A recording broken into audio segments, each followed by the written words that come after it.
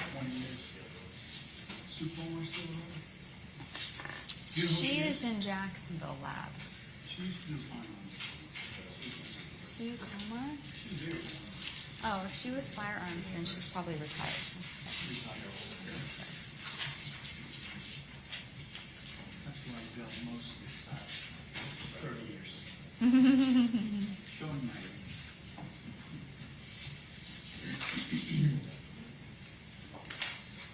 Who's the head of the lab? The forensic director is Jason Bundy. It used to be David Kaufman, but it's Jason Bundy now. They're all retiring. Yeah, I'm not far behind. I'm jealous. I'm not far behind.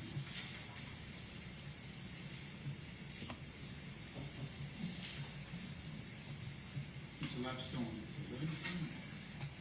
Yeah, right there on Robinson. Robinson. Robinson and Hugh right next to I-4. So you guys have some other buildings now, or it's just that same building on Robinson? It's just that same building. So you guys have taken over some offices somewhere else? It used to be in Seminole County, and then they moved it to over by downtown Orlando. That's where the old lab started. In Sanford, out in 30 Sanford. years I've been around this other building in Robinson. No, it started out in Sanford, and then they moved it to, yeah. We used to have an office out in Daytona, but they closed that, yeah. So sorry, you got when you get in? Jury, do you have any problems with letting them? I think I'll take this obstacle. No, we're good. I took it under thing, but Oh, we did it.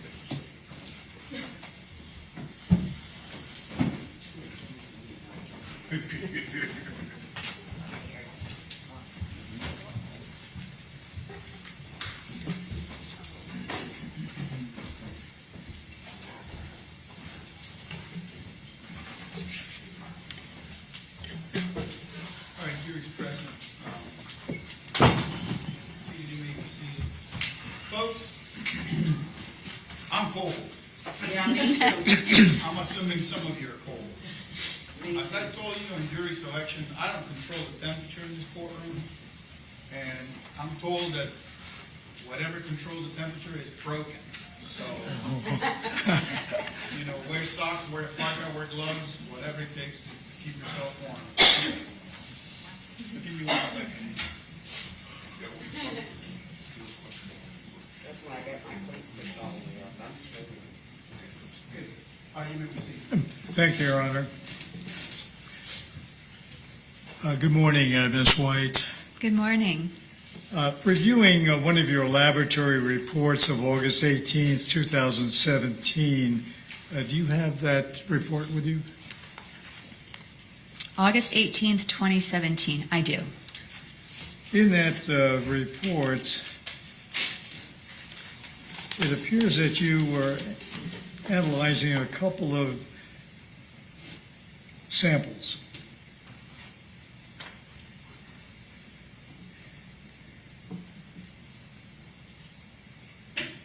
You were comparing the DNA sample obtained from Ms. Gunther's mouth as a mixture, which was the Q3. Is that correct? That is correct.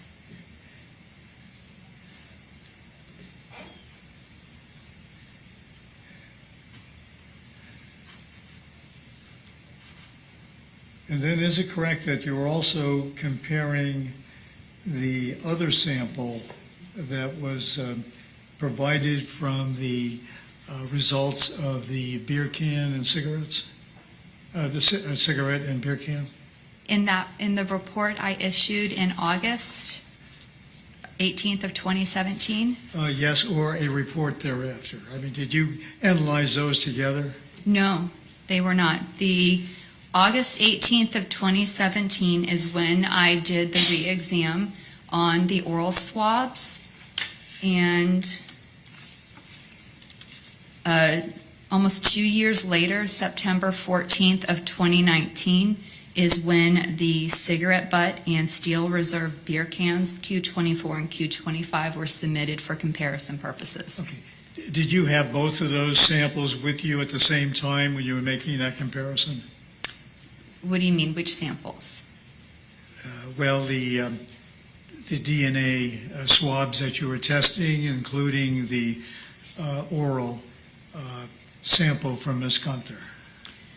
At the time that I did the running the standards, the secondary standards for comparison, I still had in the digital or my file a hard copy of what that original profile was for comparison. So you didn't have the actual sample there, did you? No, that sample was returned back to the submitting agency once I finished my analysis. Okay, so up to this point, there was not any semen discovered, but you discovered the match of the semen that was found in Ms. Gunther's Q1 in her mouth swab, correct? Are you the one who analyzed the package and found the dried substance on the bottom of the package? That is correct, but when the evidence was first analyzed by Ms. Varan in 2006, she is the one that identified the semen on the sample, doing a visual microscopic exam. Okay. But did you re-examine, in other words, that sample, that you were just verifying it, or did you ever test that sample that was determined to be semen? Did I redo the semen analysis? Yes. I did not redo the semen analysis on that same piece of evidence. Do you know whether there was any sample to be tested? Did you see the envelope, in other words, or the swab package that came in? Was there anything left, or was it all consumed by the prior analyst? So the swab material that would have been on the sticks was consumed. There was, some stuff left, but again, the biological staining had transferred during the drying process to the inside container of when it was in contact. That's the sample that I swabbed. So you swabbed the remaining part that was found on the bottom of the envelope, known as a brown substance, or identified as a brown substance. The actual swab itself had already dissipated, or all of the material that was located on the swab itself was no longer available. Is that correct? I still scraped what I could from the sticks, any of the staining that was on the sticks, so I tried to get as much as I could. Going for a moment then to the substance found in the fingernails. Did you perform that analysis of the fingernail residue that was found under the Ms. Gunther's fingernails? Yes, I also requested the evidence from the fingernails to be resubmitted into the laboratory for reanalysis. I'm looking at, and I believe it was using Q24 and Q25 as secondary standards for comparisons. Did you exclude anyone in reference to being a contributor to the samples found under the fingernails of Ms. Gunther? In my report dated September 13th of 2019, I did a comparison with the secondary standard that I received from Jesse Fleming's, and I was able to exclude him as a contributor to the mixed DNA profile that I obtained when I did the analysis for the fingernail scrapings. Did you also exclude Robert Hayes as a contributor to that mixture? In the report that I generated on September 14th of 2019, with the secondary standards of Q24 and Q25. I was also able to exclude Robert Tyrone Hayes as a contributor to the mixed DNA profile that I obtained from the fingernail scrapings. Did you determine that there was a male contributor on that fingernail scraping? Yes, my DNA results that I obtained from the fingernail scrapings demonstrated the presence of a mixture consistent with 2 donors, including at least 1 male. Laquetta Gunther was expected to be a donor since it came from her fingernails, and I determined that that mixture was suitable for comparison purposes. I guess the bottom line question is maybe you're just giving the answer. You did find a male contributor, however, that male contributor, Mr. Hayes, was excluded as that male contributor. Is that correct? That's correct. Mr. Hayes was excluded to the mixture.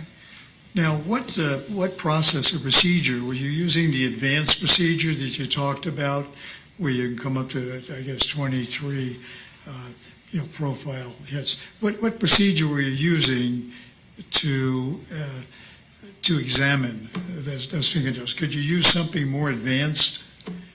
Well, the DNA analysis method that I performed to do my analysis is the same analysis process. The difference is the amplification kit that I then used allowed me to look at 21 areas. That is currently still what we currently use in the lab today.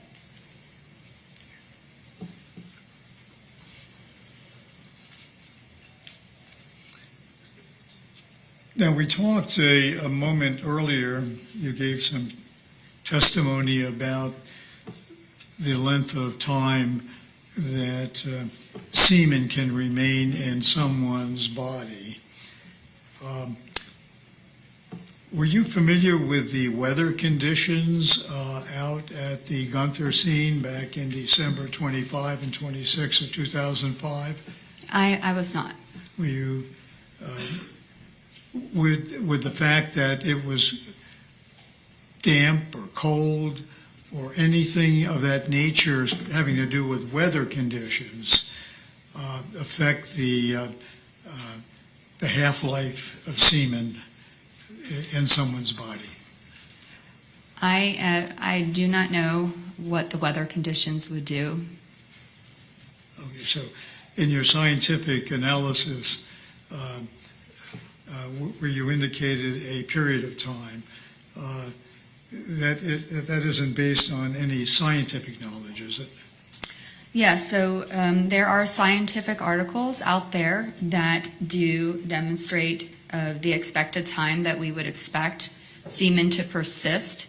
And actually, I am aware of, there's an article by Wilson that does talk about if an individual is deceased, that there was one instance where a body was found in the mountains of Utah where it was freezing weather, where the semen was found up to 16 days. So yes, due to the weather conditions of being cold, also the fact that the body was deceased and not active prolonged the persistence of DNA in the orifice. Okay. So 6 hours is not a fixed period of time. There is other potentials for it to remain beyond that period. In other words, that's not a definitive period from your testimony. Well, the 6 hours is based on the assumption that it is an active individual. The example you just gave was not active, though, correct? Correct. That was a deceased individual, a non-active individual. And how many days after she was deceased was it located? From the article that I referenced, Yes, ma'am. that article by Wilson was after 16 days, the spermatozoa was still found in the deceased individual. Thank you.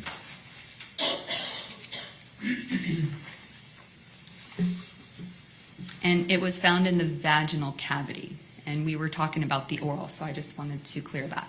Yes, ma'am.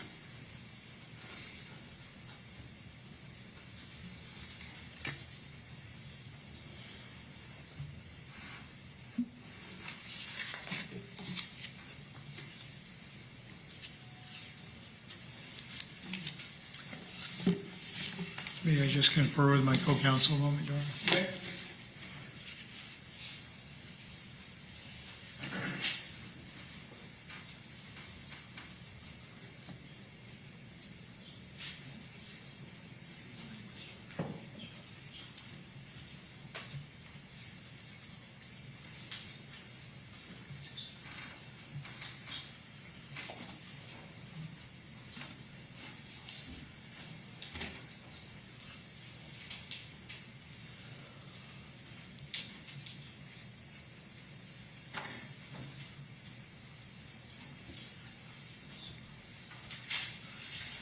Maybe I'll get the court administrator to buy us some Snuggies.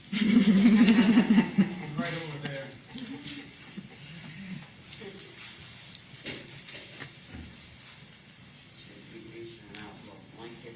Yeah.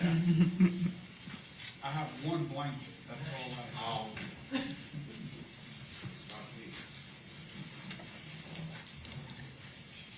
Maybe we should bring our own. Is the vent blowing on you guys? No, I can still, It's blowing on you? I think it's It's right blowing there. this way. really? Yeah, I know. I didn't know if it was blowing backwards or this way. Go ahead. Thank you, Your Honor. I guess I want to ask you, when you received your file with all of the evidence you tested, did you receive the file of other DNA experts from your organization that also did tests? As an example, did you review the Lee Clark DNA analysis of May 9th, 2013? No, that was not part of the case file notes packet that I have. Yes, ma'am. Thank you very much. I have no other questions. All right, any redirect? Yes, Judge, very quickly.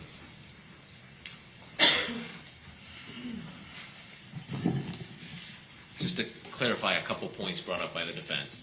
The 6 hour time period for the oral swabs, that's in a living, breathing human being.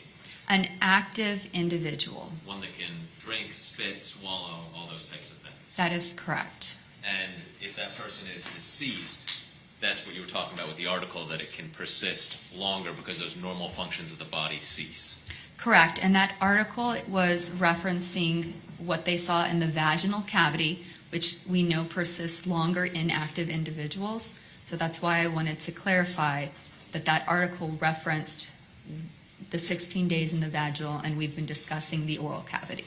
And in regard to going to back to the envelope and the analysis you did of scraping the inside of the envelope, even though you had to go to that and not just using the swab, you still got the same profile that was previously found by Emily Verrain, just more data about it.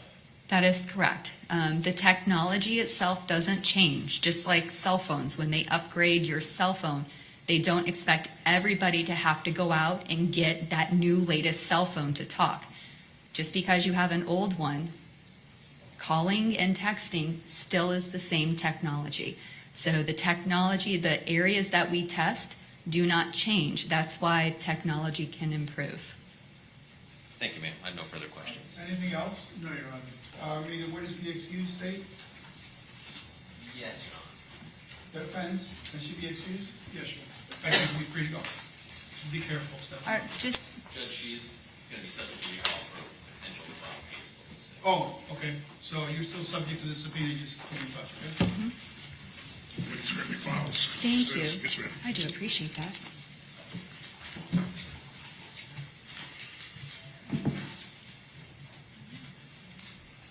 Sorry.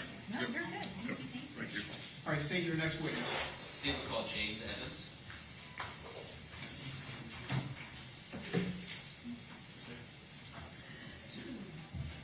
Sorry.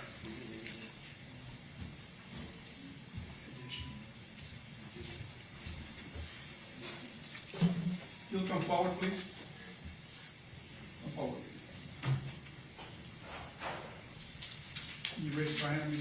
Do you solemnly swear or affirm that the testimony you shall give in this cause will be the truth, the whole truth, and nothing but the truth, so help you God? I certainly do. Thank Come you. around here, please. Your Honor, I would have a sidebar moment. Yes, sir. Watch your feet.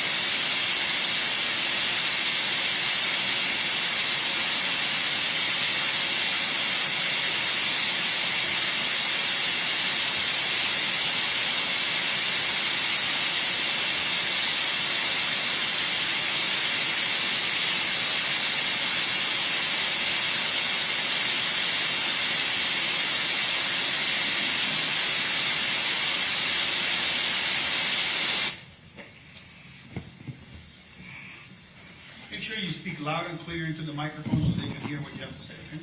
Certainly. Good morning, sir. Good morning. Could you please state your entire name and spell your last name for the court reporter?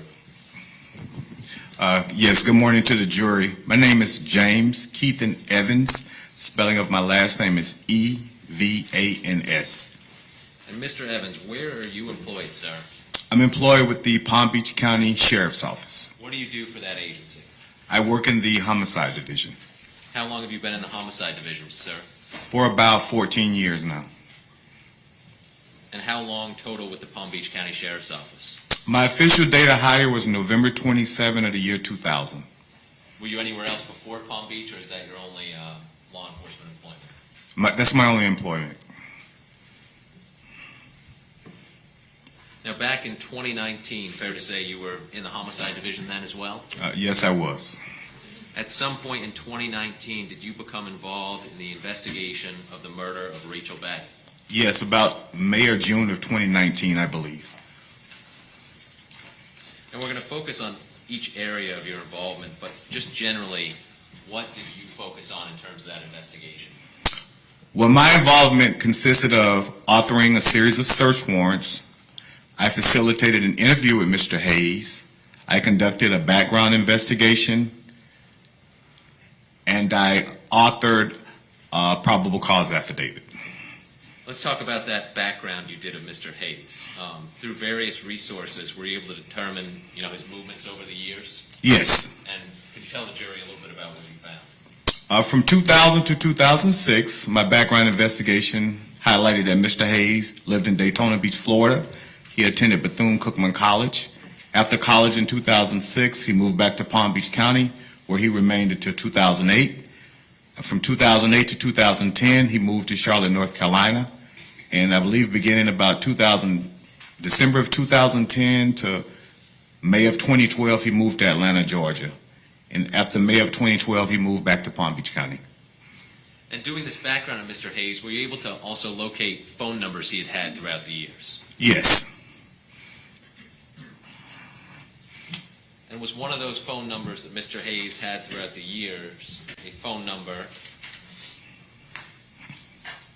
561-568-6912? Yes, it was an AT&T wireless number. And how did you determine that that was a prior phone number of Mr. Hayes? Through my background investigation.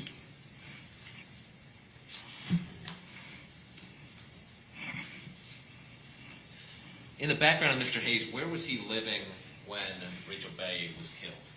He was living in Riviera Beach, Florida, more specifically at 1272 West 30th Street, which is in Palm Beach County, Florida.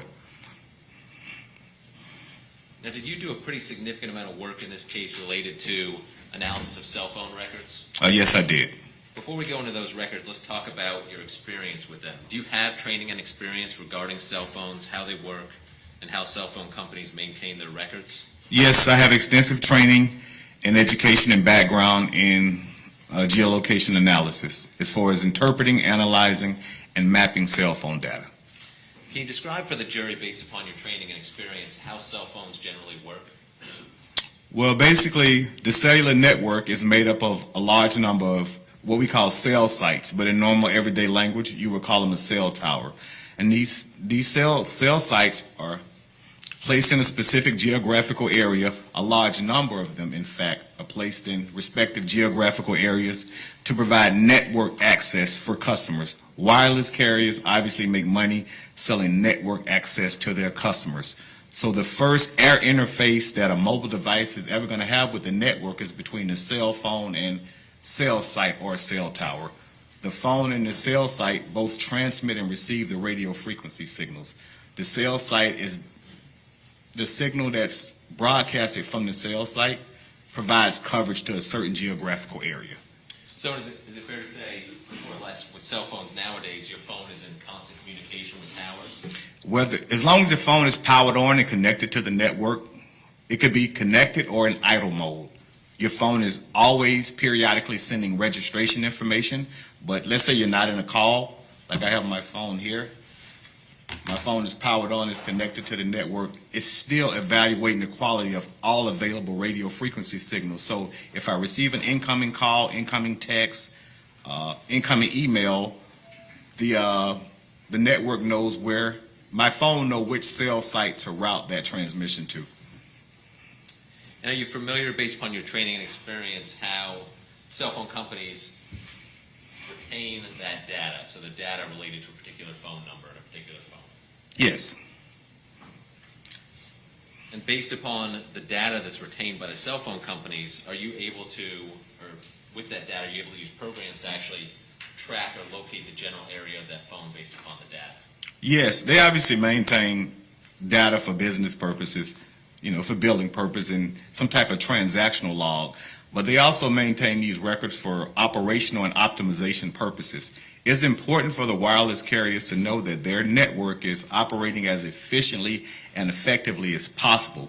So they maintain these records because, as I articulated earlier, it's important for them to know the general location of the phone at all times. So in order for them to get an understanding about how their network is functioning, they have to keep a track of these records. That way they understand areas where they may be having some interference, may have coverage shadows, they may have dead zones. They're able to evaluate all these things by keeping track of the records in the logs. Let me ask you this question. If I was to make a phone call starting here in Daytona Beach, and I, as I'm on the phone, drove up to Palm Coast, which is about 20, 30 minutes north of us, and you got the cell phone records from my phone, would you be able to see that movement of my cell phone in those records? It depends on the carrier. With AT&T, yes, because they're one of the wireless carriers that have always traditionally maintained those type of records. What I mean is, if I leave the courthouse and I get on Interstate 95 and I drive back to Palm Beach County, I'm on the phone with my mother the entire while. There's something called call handoff. Obviously, when I connect to a cell site in Daytona Beach, Florida, it's not going to reach all the way to Palm Beach County. So say it's a 3-hour phone call. What my mobile device is going to do is hand off that call to different cell sites as I'm advancing south, because the signal strength and quality of the cell sites are going to start to diminish the further and further I get away. And that's what AT&T does. T-Mobile, Verizon, they don't really do that. With a lot of the other carriers, you get sometimes a first connection, sometimes you get a first and last connection. But with AT&T, you're going to get a first connection, all the connections in between, and the last connection. So you get a better understanding of the movement of the mobile device. Let me ask you about cell phone tower coverage generally. Your experience looking at cell phone records and doing the work you've done over the last 14 years, do cell phone companies typically have more towers in a highly populated area as opposed to a rural area out in the middle of nowhere? Yes, it's all about system capacity needs. It's all about cell site density. It's all about anticipated load or subscriber density. So if you're out in rural Montana, it's not going to be this. You're not going to have the same density as you would downtown Manhattan or downtown Miami or downtown LA. You're talking about two totally different radio frequency environments and infrastructures.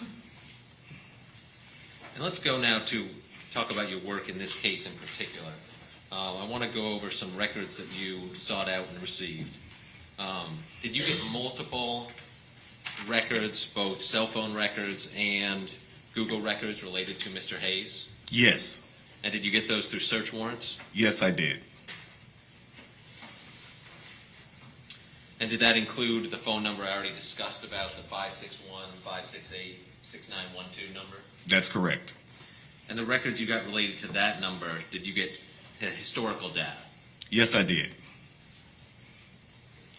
Your Honor, at this time, pursuant to the business record certification, I would move states HH into evidence as the next number of states exhibit the historical records for 561-568-6912. Any objection? No objection. Okay. Case number 38. I think subject to our discussions earlier, I think you want to preserve that, right? I do.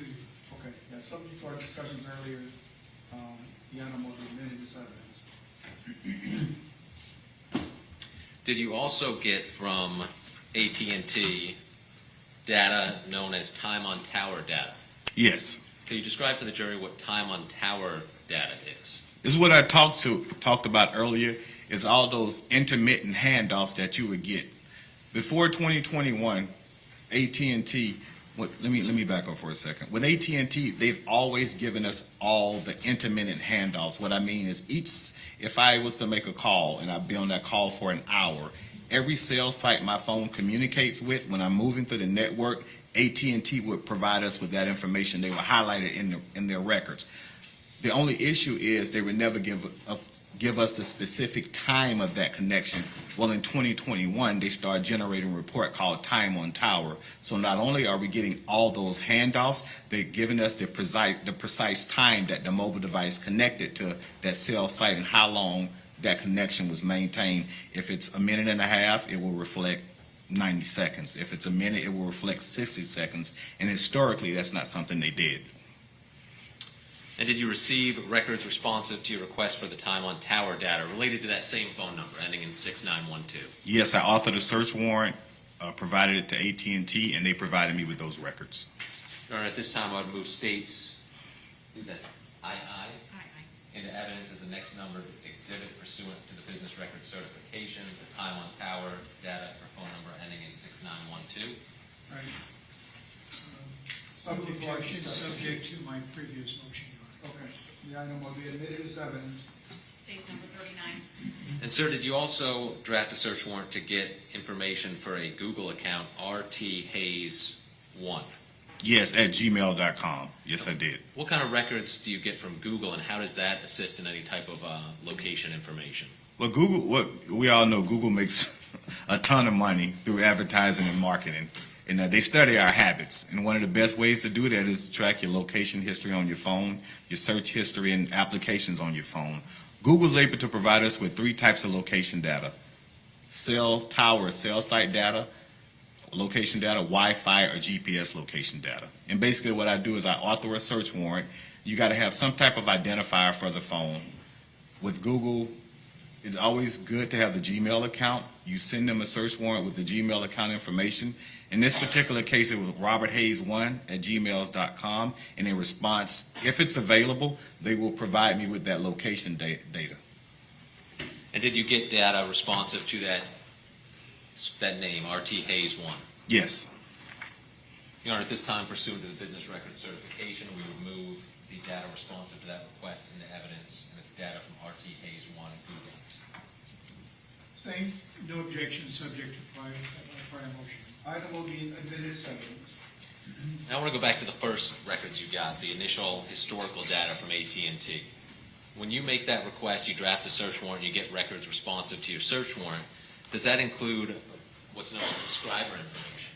Yes, when it comes to authoring the search warrant, you have to provision very specific language. Essentially, if you don't ask for it, they won't provide it. So we have to be very detailed and comprehensive with our search warrants. And subscriber information is one of the primary things that we do request. May I approach the witness, Your Honor? Okay. I'm going to show you States 38, historical records. It's page 2 of that exhibit. Do you recognize that page? Yes, I certainly do. And does that contain the subscriber information for this number ending in 6912? Yes, it does. And who was the subscriber? Robert Hayes. And does it have the dates that the phone was active, or that number was active? Yes, from March 12th of 2014 up until September 30th of 2017. So that phone was active at the time, or that number was active at the time that Rachel Bay was killed in March of 2016? Yes. Thank you, sir. I'll take it back. Now, with this various data you got from AT&T and from Google, were you able to take that information and use a program that your agency has to actually map this data? Yes. Could you tell the jury just a little bit about the program that you use? Well, the program is by a company called ZX, and the mapping and analytical software is called Trax. Our agency purchased this software in 2016. Before 2016, this is all stuff that we had to do by hand. We used Microsoft Streets and Trips, compasses, and protractors. So you really had to learn and know and understand the network. However, in 2016, our company purchased this program, and what it allows us to do is process records more efficiently. For instance, it would normally say if I had 5 mobile devices and I need to process the records, that could easily have taken me anywhere from 3 days to a week. With this program, I can upload 5 sets of records and they'll be downloaded in 5 or 10 minutes. And the program has also more of a scientific methodology behind it, because as geolocation data changes and our understanding of networks change, obviously the software and the way we present that evidence has to change as well. And obviously you were trained in using this ZX program? Yes, I've taken over 200 hours of training through the program, and I'm a certified subject matter expert in the program. Is it fair to say you've run cellular data through this program many times? I've probably analyzed over 400 phones utilizing this specific program.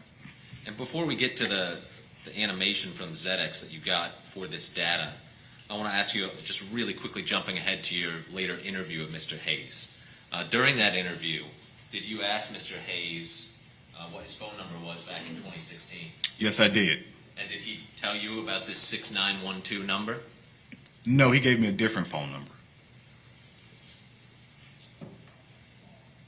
And in your research of Mr. Hayes, when you discovered this 6912 number, was this a number he had actually provided to people in the past? Yes, he did.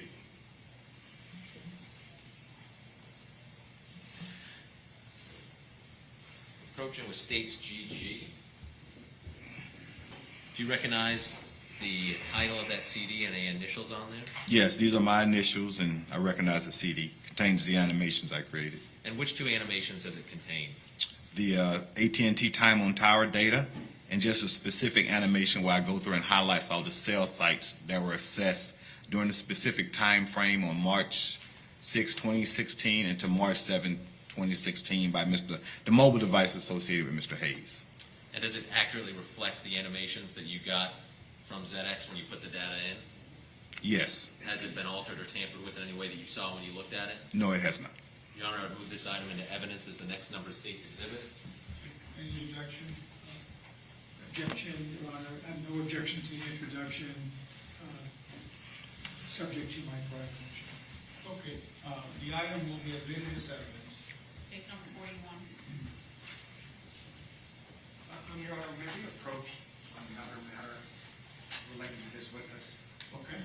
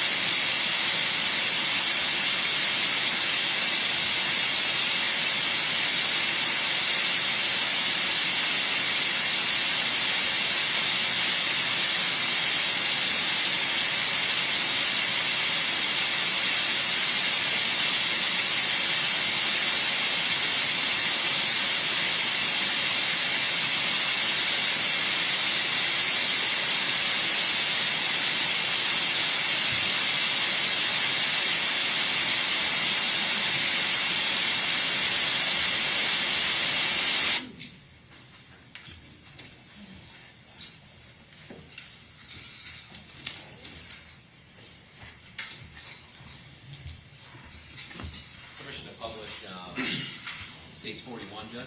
You may do so.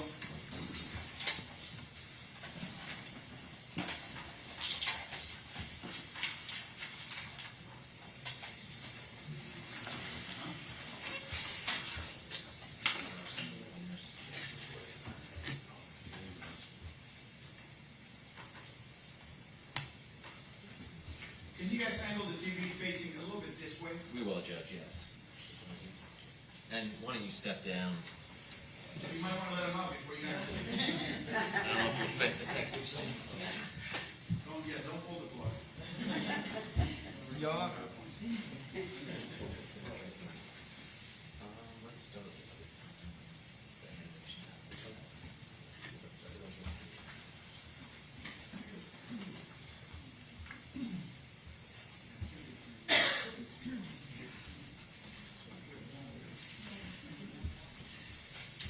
All right, Detective, I'm going to ask you some questions as we're going through this with the jury, and I'll try to stay out of their way.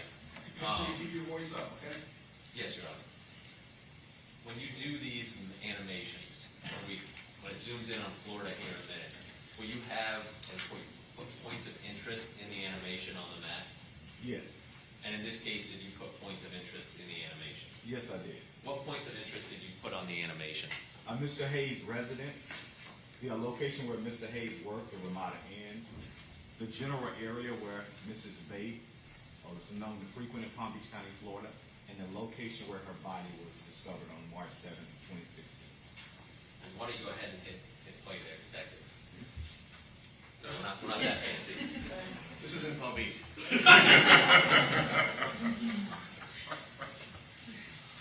There we go. You got me spoiled.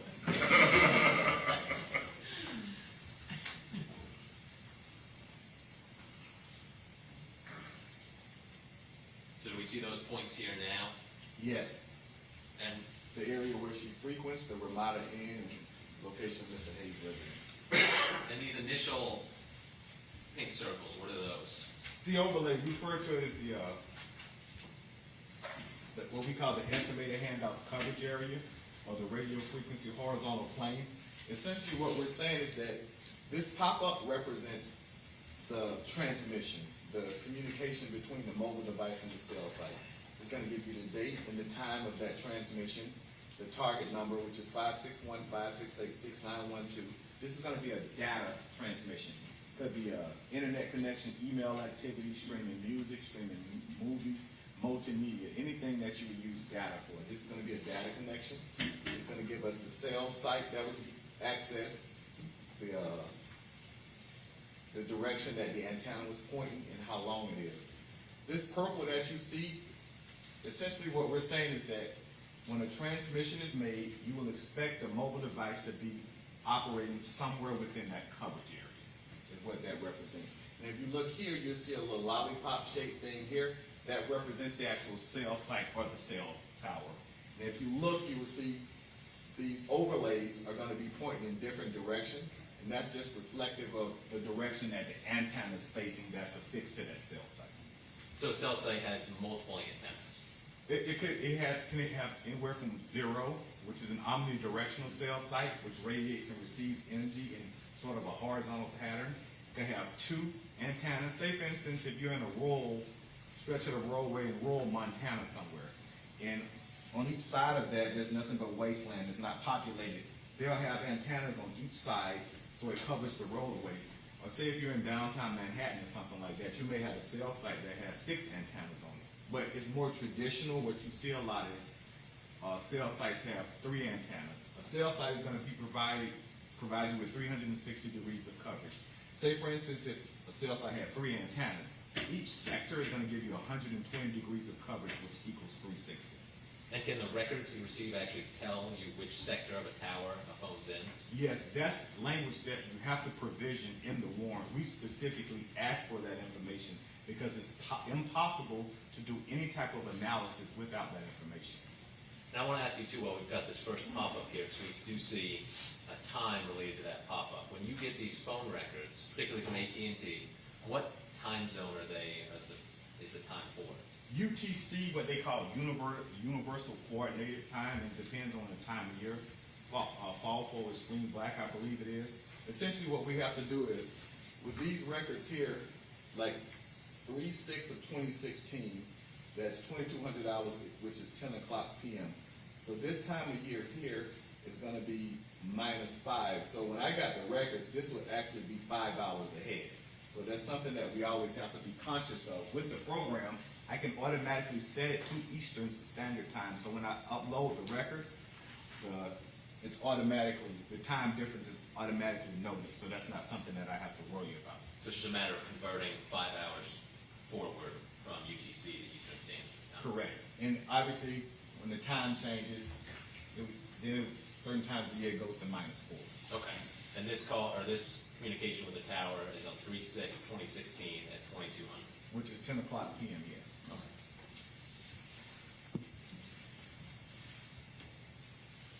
And is this just what we're going to continue to see, is these pop-ups of communications with towers? Yes, each time you see a pop-up, that means there's some type of communication between the mobile device and the cell site or the cell tower. So now it's moved to a new tower, Yes. the cellular device. And that's what you call a handoff, and that's consistent with the mobile device moving a little further south.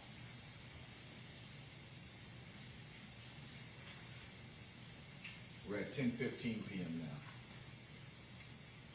We're at 10:15 p.m. now. And we only get activity, we only get cell site activity if there's communication between the phone and the cell site. If there's no communication between the phone and the cell site, then we don't get any type of interaction between the mobile. We don't get records to analyze.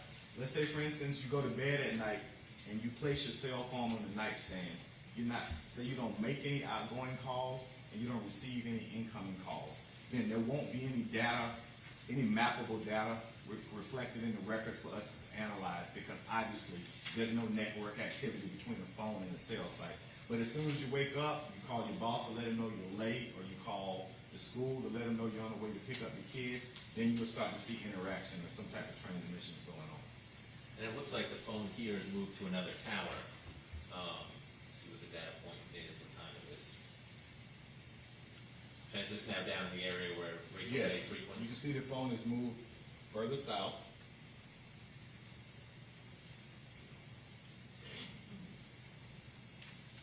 Right now we're at 10:33 p.m., March 6th of 2016. So it's moved south, or appears to move south along the coast there. Yes.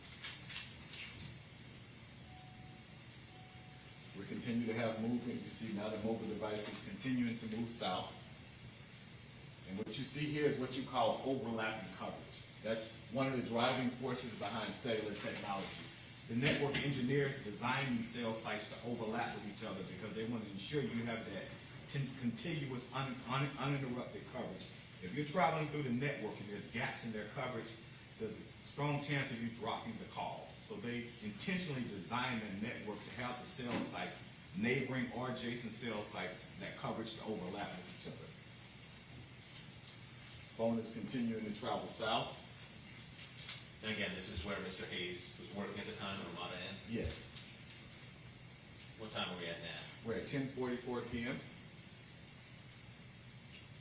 Still at 10:44 p.m. March 6, 2016. We're at 10:47 p.m. 10:47 p.m.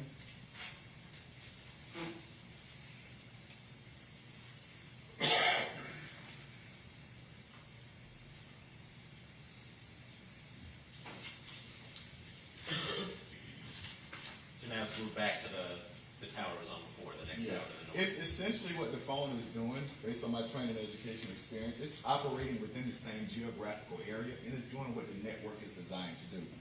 A mobile device is always going to communicate with a cell site that has the best or the highest quality signal. And say, for instance, if the phone is operating within this geographical area here, there are going to be probably 3 or 4 cell sites that are able to provide coverage to this specific area here. However, it's going to connect to the cell site that has the best or the highest quality signal. I mean, say for instance, if it's 1 o'clock and I make a call, it could be this cell site. If it's 1:05, I make a call and I'm still in this area, it could be a cell site here. If it's 1:08 and I make a call and I'm still in that area, it could be a cell site over here. But what you're seeing is how the network is set up to, designed to work. And what time are we up to now in this, still in this general area where Rachel Bay frequents? Now we're at 11:12 p.m. on March 6th of 2016.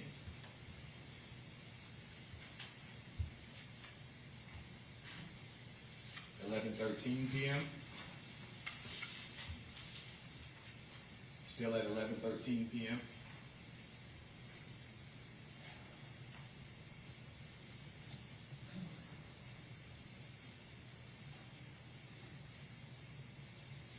Do you see that overlapping coverage again? But still in the general area? Yes, still operating the same general geographical area. We're at 11:14 p.m., 25 seconds. 11:14 p.m. and 51 seconds.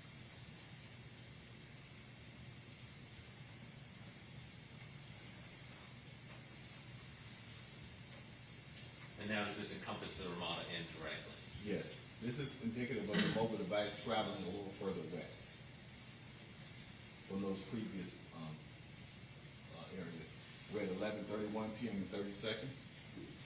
Now we're at 12:13 p.m. and 49 seconds. Could you pause it for a second? Sure.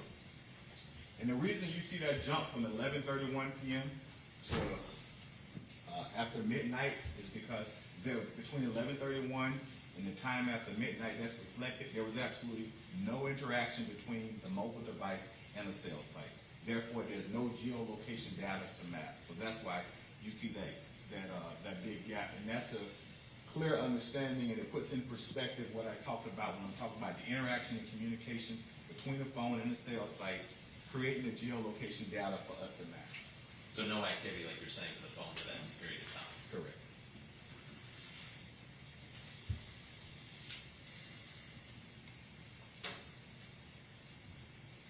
And is this more of the overlay with these two towers would overlay the Correct. Ramada in there? Yes, and what you're going to see with, hold it for a second. Sure. Right now we're at 12:22 a.m. on March 7th of 2016. You see that overlapping coverage that I talked about. What you're going to see here, this specific transmission 2336, this specific transmission is going to have a number of handoffs that you're going to see. What it basically means is this data session started at the time that it starts at, and you're going to see this same data session continue until that last handoff is made sometime after 1 p.m. on March 7th of 2016. So that's the phone continually communicating with the towers, but it's one continuous data session? Yes, Okay. that's correct.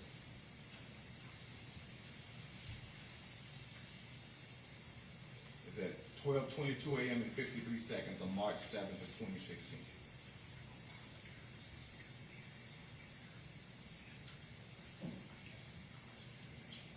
We're at handoff 2 for that data session. And could an example of a continuous data session be something like using Google Maps or using GPS mapping, that type of thing? Streaming music, something like that. Okay. Something where a session starts, or you could turn on your Facebook and have it running in the background on your phone. You never deleted it, or you never close it out. It could still be running to get it done or something like that. We're at handoff 3 for that same data session.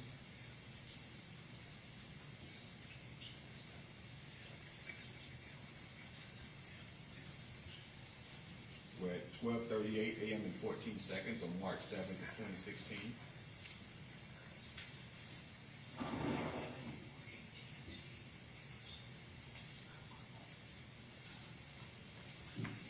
We're at handoff 5 and handoff 6 for that same data session. They've got the numbers here, 5 and 6. Yes.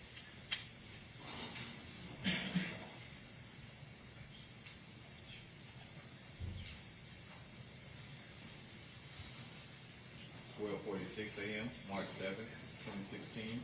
12:46 a.m. March 7th of 2016.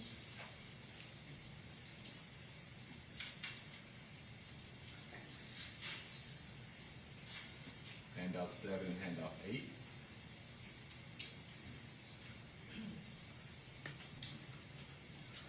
And it's consistent at this point with the phone moving north. Correct. North, slightly northwest. 12:49 a.m. March 7, 2016. 12:49 a.m. March 7, 2016. We move back up to a tower near Mr. Hayes' residence, closer to Mr. Hayes' residence. I wouldn't say closer. I mean, the estimated handoff area could potentially reach there, but the cell site is still located further west. This map makes everything look close, but it's really not that close.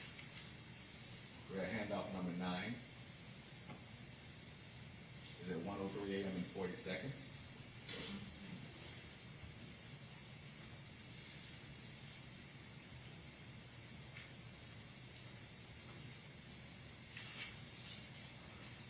Now we're at handoff number 10 for that data session. Let me ask you, does this map kind of show where the city limits end, more or less? You can see the houses and the developments and where Miss Bay is located. Is that pretty? Once this starts to illuminate here, this is something called Beeline Highway down in Palm Beach County. This is a major thoroughfare for leading out of Palm Beach County into, say, Martin County or Okeechobee County, places like that. This area here, this is extremely, like, desolate and somewhat rural. There's nothing really out here. There's a couple of developments out here, a couple of manufacturing places, but there's really nothing out here. You see the cell site that the mobile device is interacting or communicating with at the time. This is consistent with the mobile device traveling along Beeline Highway, going either south or north.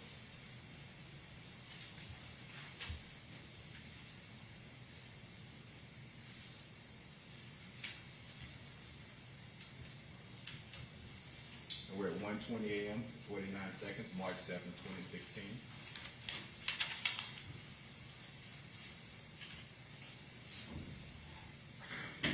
That overlapping coverage, cell site here and cell site here. Consistent with the phone continuing to travel north.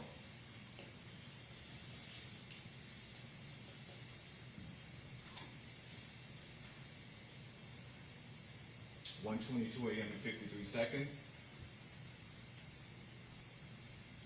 1:23 a.m. and 20 seconds. 1:24 a.m. and 9 seconds.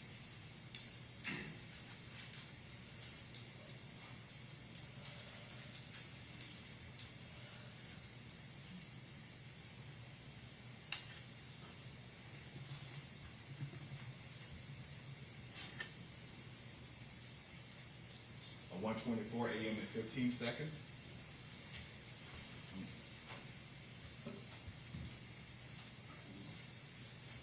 With this next transmission here, you see still utilizing the same cell site, but a different sector. And that different sector encompasses the area where Rachel Bay was found. Yes, and it encompasses Beeline Highway here.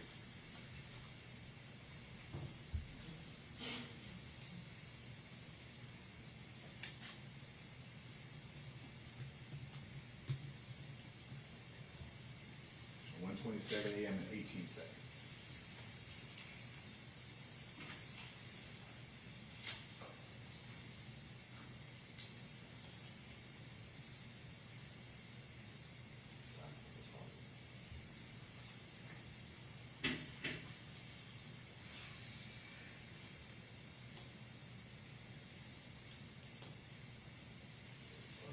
And now we're at 2:09 a.m. and 19 seconds. Again, between 1:27 a.m. and 2:09 a.m., there was no interaction or communication reflected on the records between the mobile device associated with Mr. Hayes and the cell site. So what you see now is the mobile device communicating with a cell site and sector that has an estimated handoff coverage area that encompasses Mr. Hayes' residence. If you remember back when we started the analysis at 10 p.m. on March 6, 2016, the mobile device was essentially operating within this same geographical area. After traveling north along Beeline Highway and operating this geographical area, now we're back to this area here at 2:09 a.m. and 19 seconds.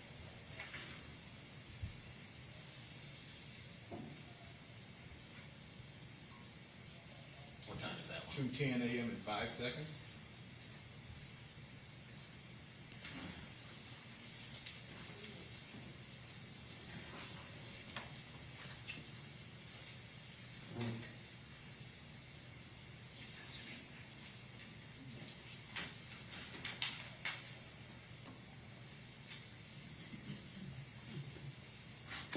Two 10 a.m. and 49 seconds. But still on towers by Mr. Hayes' home. Yeah, cell sites and sectors that have an estimated handoff area that encompasses his residence. What I'm saying is, if if I was at Mr. Hayes' residence, I was using a mobile device, you expected to utilize these specific cell sites. Would you like to break for lunch at this time? Yeah. So we're gonna take our lunch break at this time. Remind you once again not to speak with anyone about the case, not to do any research on your own. We'll reconvene at around 1:15. Just be back over by the entrance so the bailiff can get you. You want to witness? Say it again? Witness? Oh, okay.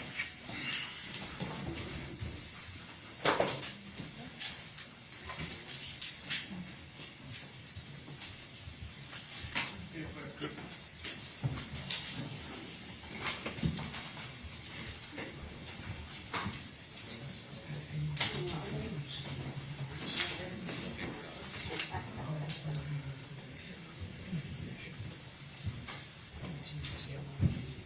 I mean, it's all on the CDs, all the history is on the CDs.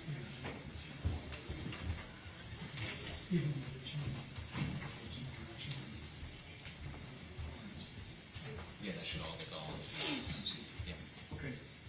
And then we'll be in lunch recess. I need everyone to leave so that the bailiffs can clear the courtroom and have lunch, okay? What time do you want us to come back, Judge? 1:15. 15?